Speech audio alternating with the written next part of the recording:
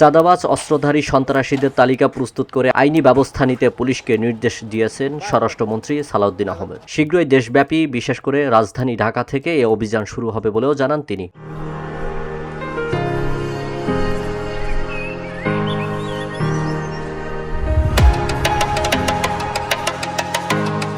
বুধবার Dhaka metropolitan police সদর দপ্তরের ঊর্ধ্বতন কর্মকর্তাদের সঙ্গে মতবিনিময় সভা শেষে স্বরাষ্ট্রমন্ত্রী সাংবাদিকদের এসব কথা বলেন।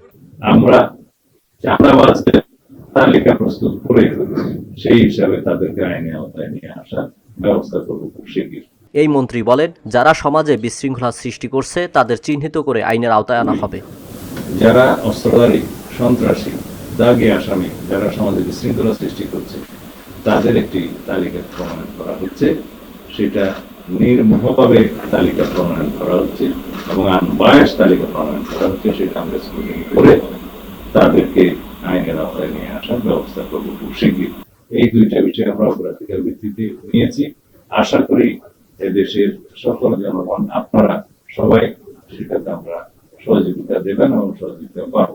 সরকারের প্রধান লক্ষ্য হল দেশে আইনশৃঙ্খলা পরিস্থিতির উন্নয়ন, আইনের শাসন প্রতিষ্ঠা এবং জনগণের মধ্যে স্বস্তি ফিরিয়ে আনা। এ লক্ষ্য বাস্তবায়নে পুলিশের ভূমিকা সবচেয়ে গুরুত্বপূর্ণ বলেও তিনি জানান।